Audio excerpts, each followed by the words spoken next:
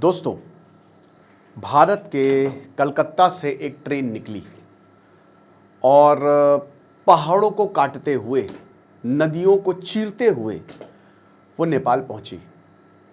नेपाल के बिरतनगर स्टेशन में बेसिकली ये कस्टम यार्ड है। 40 डब्बों की ट्रेन, बट ये मालगाड़ी थी। लेकिन जब ये हुआ तो ये ऐतिहासिक पल था भारत और नेपाल के लिए। अब 2018 में वैसे तो ये एग्रीमेंट साइन किया गया था। पीएम मोदी और पुष्प कमल दहल उस समय प्रधानमंत्री थे। बट जून में बलेन शाह आए, मतलब तो फरवरी में गए थे, बट जून में रक्सौल से काठमांडू तक ट्रेन चलाई जाएगी। अभी अगर हम इंटरनेशनल बॉर्डर्स की बात करें तो भारत से नेपाल तक ही ट्रेन चलती है। समझौता एक्सप्रेस पाकिस्तान से चलाई, बट अब कुछ नहीं जाता वहां पे। बांग्लादेश के साथ भी यही हाल हुआ। लेकिन इंडिया से नेपाल तक ट्रेन चल रही है और अब इसको काठमांडू तक हम ले जाएंगे। रक्सौल आपको पता है कि बॉर्डर स्टेट है। अभी नेपाल तक ट्रेन जाती है, बट बॉर्डर स्टेट तक ही सीमित रहती है। रक्सौल से काठमांडू लगभग 141 किलोमीटर की दूरी पर है। और ये देखिए, क्योंकि रेलवे ने ठीक है पूरा सर्वे कर लिया, 2030 तक शायद आप ट्रेन में बैठ जाए। वैसे तो प्रोजेक्ट के कंप्लीशन की डेट 2030 रखी गई है। अब 2030 तक क्या ट्रेन चल पाएगी वो देखना पड़ेगा। हो सकता है थोड़ा डिले हो जाए, क्योंकि देखिए रेलवे में सबसे बड़ी दिक्कत होती है लैंड एक्विजिशन की। इनफैक्ट रेलवे में नहीं, हर चीज में यही दिक्कत होती है, लैंड को एक्वायर करने की, इन्वायरमेंटल क्लियरेंस की। क्योंकि नेपाल हिमालयन रीजन में आता है और पहाड़ों पे ट्रेन चलाना बहुत मुश्किल है। तो यहाँ पे राइट्स और जो कोंकण रेलवे है KKRTS, वो दोनों बैठे और उन्होंने बोला चलो छुक छुक गाड़ी चलाते हैं, मजा आ जाएगी। और अब ये एग्रीमेंट फाइनलाइज हो गया है, DPR सर्वे कंप्लीट हो गया है, ट्रेन चलने वाली है गुरु। तो जिनको नेपाल जाना है, ना फ्लाइट ना रोड, चलो ट्रेन से। और ट्रेन से गुरु जो मजा आती है ना, अभी रोड से आपको 6 घंटे लगते हैं, ट्रेन यही जर्नी आपको मात्र 3 घंटे में करवा देगा। जो स्पीड लिमिट है वो 120 किलोमीटर प्रति घंटा है, आप देख सकते हैं। और कुछ ऐसा रूट रहेगा, ठीक है, ऐसा रूट। यहां बीरगंज जो नेपाल की बॉर्डर एंट्री है, ये रक्सौल है भारत, ये बॉर्डर है ये वाला, ठीक है। तो ये रक्सौल से, अब रक्सौल से ट्रेन शुरू होगी। टाइम्स ऑफ इंडिया से मैंने लिया और आर्टिकल भी टाइम्स ऑफ इंडिया का ही है, ठीक है। तो रक्सौल से ट्रेन शुरू होगी, बिहार में आता है। उसके बाद बीरगंज पहला स्टेशन, ठीक है। लगभग टोटल 13 स्टेशन होंगे। अरे यार एक मिनट रुकिए जरा, ठीक है। तो लाइट चली गई इन्वर्टर फूक ना जाए। तो टोटल 13 स्टेशन होंगे, जिसमें सबसे पहले बीरगंज, फिर बाघी, फिर पीपरा, फिर दोमरवाना, फिर काकड़ी, चंद्रपुर, ध्याल, शिखरपुर, सिसनेरी, फिर ये साथी खेल और चोभार, लास्ट फिर काठमांडू टर्मिनल स्टेशन। अब बात यह है कि भाई देखो 135 किलोमीटर की लगभग लेंथ है, तो अब उसमें 13 स्टेशन, मतलब पैसेंजर है, बट देखो हमको से मतलब नहीं है। हमको कनेक्ट करना, ये टॉय ट्रेन की तरह, ये नैरो गेज नहीं है। और ये एक ऑप्शन था कि नैरो गेज कर दें, बट स्पीड लिमिट यहां 120 किलोमीटर प्रति घंटे की है। और पूरी दुनिया में कोंकण रेलवे है जिसने ये करके दिखाया है, और जो यहां पे भी कर देगी। टोटल 41 ब्रिजेस आपको देखने को मिलेंगे, 39 टनल्स आपको देखने को मिलेगी। पहाड़ों से काट के ये जाना है ना। चाइना को भारत ने हरा दिया है। चाइना भी उधर तिब्बत से एक रेलवे लाइन निकाल रहा है 70 किलोमीटर की, बट वो इम्पॉसिबल हो गई है। हजारों करोड़ क्या लाखों करोड़ उसमें लगने हैं, पहाड़ों को काटना है। चाइना नेपाल तक पहुंच ही नहीं पाएगा। चाइना ने बहुत कोशिश कर ली, तिब्बत को नहीं काट सकते भाई, बहुत मुश्किल है, रॉ पहाड़ है वहां पे। तो बहुत ज्यादा खुशी की बात है भाई हमारे लिए।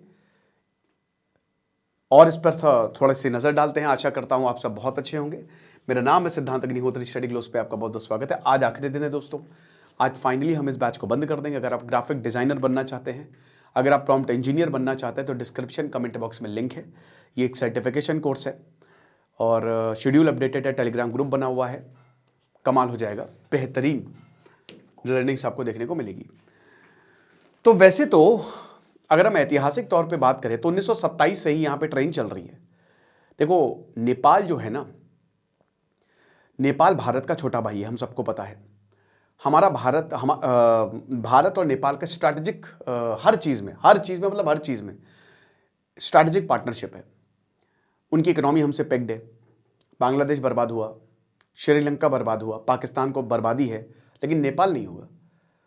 और हमारा गोरखा रेजिमेंट हो, चाहे काम करने की बात हो, तो वीज़ा फ्री है, विदाउट पासपोर्ट आप आइए जाइए, कोई दिक्कत नहीं है।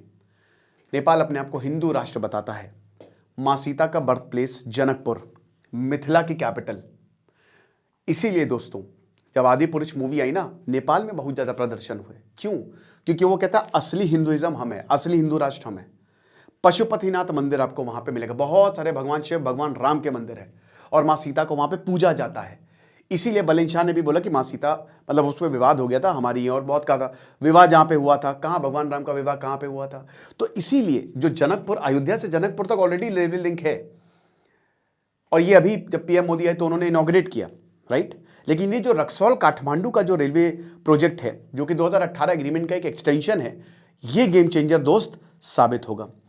अब देखो 1927 में पहली बार ब्रिटिश ने लगभग 40 किलोमीटर की नैरो गेज, पहले नैरो गेज ब्रॉड गेज आपको पता ही ना, अभी जो चौड़ी रेलवे चौड़ी है ना पटरियों के बीच, वो मस्त एकदम छोटी छोटी होती थी पहले, अब तो धीमे धीमे नैरो गेज जो है वो हटती जा रही है।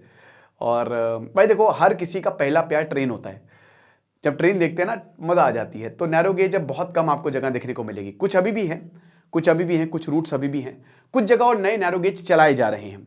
जैसे भारत में यूनेस्को वर्ल्ड हेरिटेज साइट है, जो हमारे हेरिटेज माउंटेन रेलवेज हैं, मतलब यूनेस्को की हेरिटेज साइट में है वो।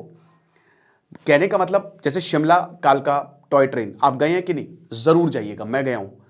मैं माथेरान को छोड़ के सारी ट्रेन में बैठा हूँ जो टॉय ट्रेन है, आप ज़रूर जाइएगा। मुझे जो सबसे वन ऑफ द बेस्ट लगी ना, वो यही शिमला वाली सबसे बेस्ट।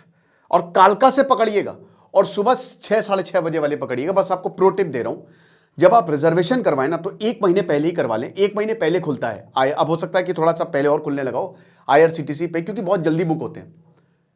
उसके बाद आपकी दार्जिलिंग रेलवेज है, वो भी बहुत बढ़िया है, ठीक है।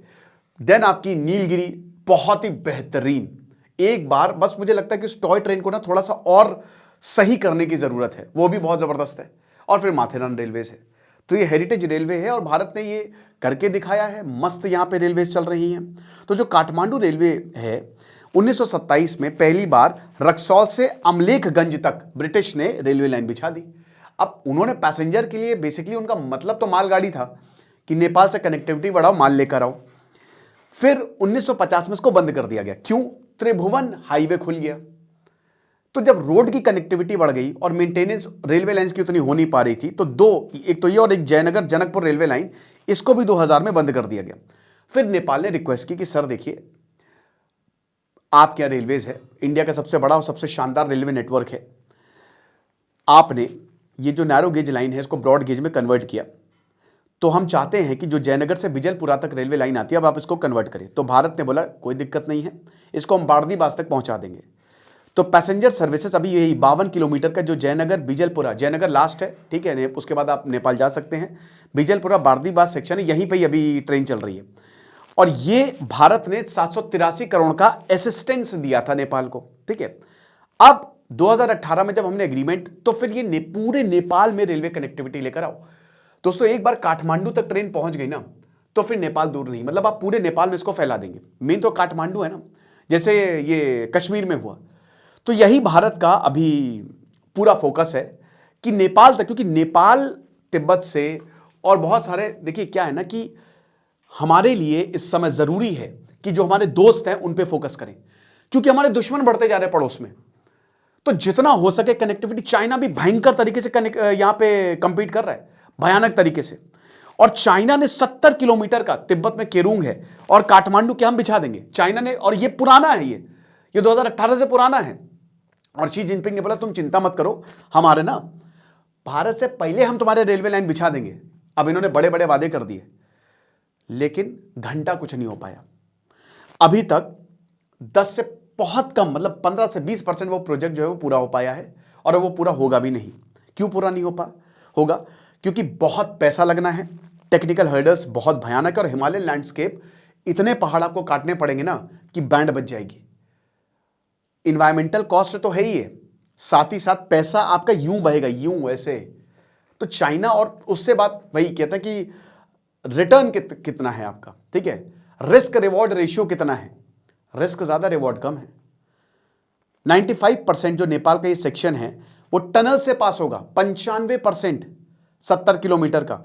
और मैंने क्या बताया कि लगभग लगभग इसकी जो कॉस्ट है ना वो 28,000 करोड़ के आसपास है, 3 से $3.5 बिलियन तक। तो इसीलिए नेपाल ने यही बोला, बलेन शाह ने देखा कि चाइना की तरफ जाए कि इंडिया की तरफ जाए, उन्होंने बोला इंडिया की तरफ जाओ। ये जो रक्सौल काठमांडू है इसी को ही हम प्रायोरिटी बेसिस पे आप इसको पूरा करिए। Land acquisition and environmental clearance, ये नेपाल में भी बहुत बड़ी प्रॉब्लम है, ठीक है। वहाँ पे ज़्यादातर किसान हैं तो उनका लैंड लेना इतना आसान नहीं होगा। फिर यहाँ पे एनवायरमेंट को लेकर कि वहाँ पे अभी भी नेचर की, मतलब हर जगह भारत में और नेपाल में काफ़ी एक जैसा कल्चर है, तो वहाँ पे पूजे जाते हैं पहाड़, नदियाँ पूजी जाती हैं। तो अभी देखेंगे क्या होता है। बट एक चीज़ पक्की है दोस्तों, जहाँ पे चाइना बहुत तेज़ी से compete कर रहा है ना, भारत इसमें बाजी मार रहा है। आपको क्या लगता है बाकी आप कमेंट बॉक्स में मुझे बताइएगा। खुश रहिए, पढ़ते रहिए। दिस इज सिद्धांत अग्निहोत्री साइनिंग ऑफ।